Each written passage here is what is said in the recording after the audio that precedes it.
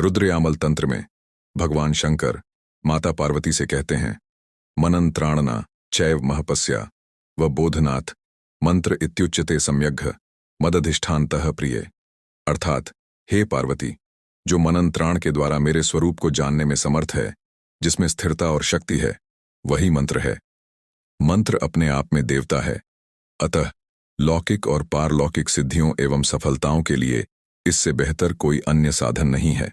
मित्रों, आज के सेगमेंट में मैं आपको एक मंत्र के प्रयोग और विधि के बारे में बताने जा रहा हूं, और यह सारी जानकारी मेरी अपनी नहीं है, बल्कि सनातनी वेदों और ग्रंथों से ली गई है।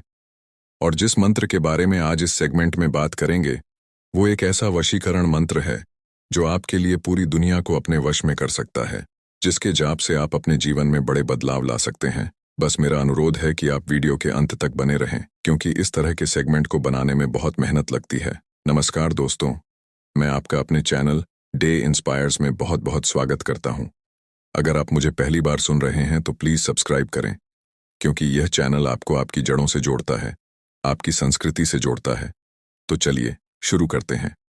जब आप किसी भी मंत्र या पाठ या स्रोत का जाप करना शुरू करते हैं, तो आपको सबसे पहले उस मंत्र या स्रोत का अर्थ समझना होगा। मेरा मतलब है कि चाहे वह कोई मंत्र हो या कोई भी पाठ या कोई भी स्रोत हो, आपको उसका अर्थ जरूर पता होना चाहिए। अगर ऐसा नहीं होगा तो वह मंत्र सिद्ध नहीं हो पाएगा, वह मंत्र काम नहीं करेगा। इस बात के पीछे भी एक बहुत बड़ा कारण है, और वह यह है कि जितने भी देवी देवताओं के मंत्र हैं, वे दिव्य हैं और सुप्रीम पावर से कनेक्ट हैं। वैदिक शास्त्रों में भी इसका उल्लेख मिलता है, जैसे कि अगर आप किसी भी मंत्र स्रोत को बिना अर्थ समझे उसका जाप या पाठ करते हैं, तो वह काम नहीं करता है, वह सिद्ध नहीं हो पाता है। ऐसा सनातन ग्रंथों में भी बताया गया है।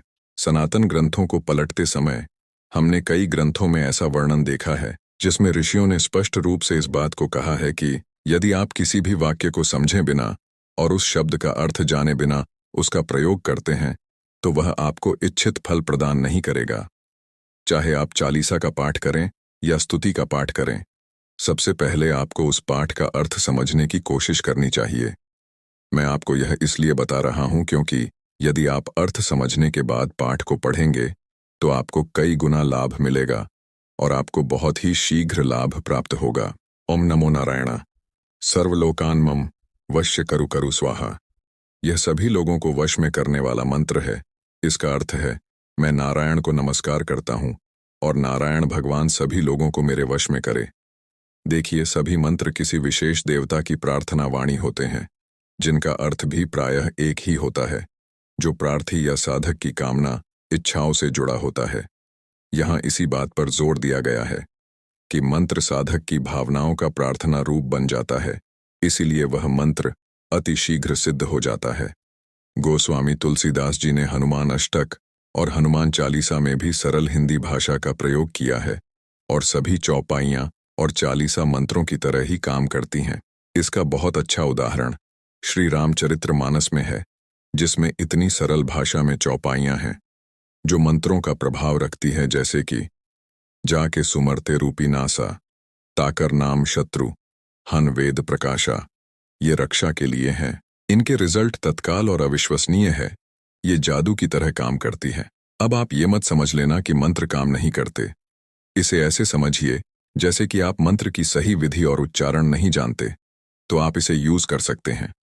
मंत्र और मंत्र का जाप दोनों ही तब तक निरर्थक हैं जब तक कि उसकी ध्वनि और उस मंत्र का अर्थ का ज्ञान आपको नहीं हो जाता। अगर मंत्र की ध्वनि सही नहीं होगी, तो मंत्र सही ऊर्जा उत्पन्न नहीं कर पाएगा, जिसके कारण आपका जाप निष्फल हो जाएगा। अगर आपको किसी शब्द का अर्थ नहीं पता है, तो आप उसके बारे में कोई धारणा नहीं बना पाएंगे और कोई विश्वास भी नहीं बना पाएंगे। आप बस उस शब्द को रटते रहेंगे। आवश्यकता इस बात की है कि मंत्र या शब्दों की ध्वनि का उच्चारण ठीक उसी रूप में किया जाए जिस रूप में उस शब्द का मूल जीवित हो। केवल उच्चारण से ही सब कुछ नहीं हो जाता। मंत्र की शक्ति अपने आप में सर्वोपरि है और उसका प्रभाव निश्चित और स्थायी होता है, और यदि आपका मंत्र सिद्ध हो गया है तो उसका प्रभाव कई पीढ़ियों तक रहता है। विज्ञान के अनुसार मनुष्य जो भी शब्द उच्चारण करता है, वह पूरे विश्व के वायुमंडल में तैरता रहता है। यह भी सत्य है कि ध्वनि कभी मिटती नहीं।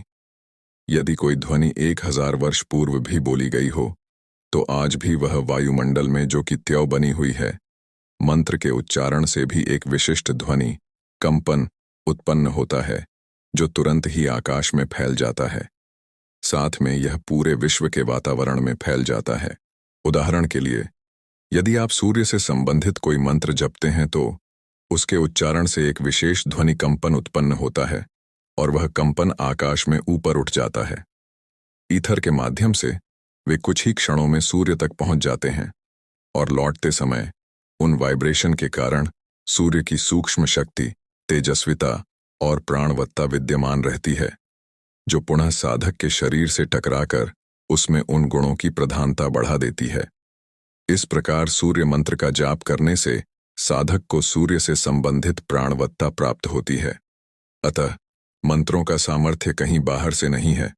अब मैं आपको आगे कुछ नियम बताने जा रहा हूं। यदि आप कोई भी मंत्र करते हैं तो उसे करने से पहले आपको इन सभी बातों का ध्यान अवश्य रखना चाहिए। आपकी साधना 100% सफल होगी। और इस मंत्र में बताया गया है कि लक्ष्मी से संबंधित सभी अनुष्ठान पश्चिम दिशा की ओर मुख करके करने चाहिए। संध्या और रात्रि में जो भी अनुष्ठान किए जाएं, उन्हें भी पश्चिम दिशा की ओर मुख करके करना चाहिए। 1 माह तक प्रतिदिन 1000 जाप करने से ही मंत्र जागृत होता है। आरंभ में 3 प्राणायाम और अंत में भी 3 प्राणायाम करने चाहिए। अपने मानसिक प्रयोग और क्रिया पर पूर्ण विश्वास रखें और यह मानकर चलें कि यह सफलता आपके पास आ रही है। साधना काल में संयम, इंद्र निग्रह और एकाग्रचित्त रखना चाहिए। मांसाहार, तामसाहार और रजोगुण आदि वर्जित हैं। किसी भी मंत्र का जाप करते समय या साधना करते समय भूमि पर या धरती पर सोना चाहिए। इसमें बाल बनवाना और नाखून कटवाना वर्जित है। सबसे पहले मंत्रों का सही उच्चारण करना सीखें, फिर जाप काल में उनका उच्चारण इतनी तेजी से न करें कि उच्चारण एक दूसरे से भिन्न हो जाए। प्रत्येक प्रयोग के लिए साधक को धैर्य और दृढ़ निश्चय के साथ बताए गए निर्देशों के अनुसार ही करना चाहिए। साधक को अपनी साधना स्वयं करनी चाहिए। साधक को किसी न किसी देवता को अपना इष्ट मानना चाहिए और दैवीय शक्ति के बिना सफलता की आशा भी नहीं करनी चाहिए। इसका अर्थ यह है कि आप किसी भी देवता की पूजा करते हैं या देवता की साधना करते हैं तो उनके साथ उनकी जो देवी शक्ति है उनका नाम अवश्य लें और उन्हें प्रणाम करने के बाद फिर अपनी साधना प्रारंभ करें। अब मैं आपको एक मंत्र का प्रयोग देने जा रहा हूं।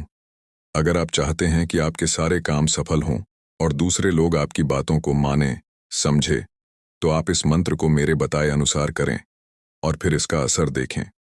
सबसे पहले आपको शिव परिवार की एक फोटो लेनी है और उसके सामने एक घी का दीपक जला करके रखना है और अपने गुरु यानी महाशिव और फिर माता पार्वती को प्रणाम करना है और उनका ध्यान करने के बाद आपको ओम गुरुभय नमः का 108 बार जाप करना है। उसके बाद इस मंत्र का जाप करना है। मंत्र इस प्रकार है, ओम रक्ता चामुंडे सर्व जन्म जनन मोहे मम दृश्य करु करु स्वाहा। आपको इस मंत्र का 1.25 लाख बार जाप करना है और इस मंत्र को सिद्ध करना है। इस मंत्र को सिद्ध करने के बाद आपको एक दूसरा मंत्र और जाप करना है, जिसको 1 लाख बार जाप करना है। पहले मंत्र का 1.25 लाख बार जाप करना है और दूसरा मंत्र का 1 लाख बार जाप करना है। मंत्र इस प्रकार है, ओम नमः सर्वलोक वशम कराय कुरु कुरु स्वाहा। इस मंत्र को शुक्ल पक्ष के किसी भी दिन से आप शुरू कर सकते हैं। सभी मंत्रों का जाप रुद्राक्ष माला से करना है और आपको रेशमी कपड़े का आसन इस्तेमाल करना है। किसी भी प्रयोग या क्रिया के लिए जो नियम निर्धारित किया गया है उसे तंत्र कहते हैं। जिस तंत्र द्वारा अभीष्ट कार्य की सिद्धि होती है उसे तांत्रिक यंत्र समझना चाहिए। यंत्र, तंत्र और मंत्र का इतना घनिष्ठ संबंध है जैसे कि मशीन चलाने के लिए धातु, ज्ञान और कर्म कौशल होता है। मुझे उम्मीद है कि आपको मेरा वीडियो पसंद आया होगा। कृपया लाइक और सब्सक्राइब जरूर करें। यहाँ तक साथ देने के लिए आपको दिल से धन्यवाद।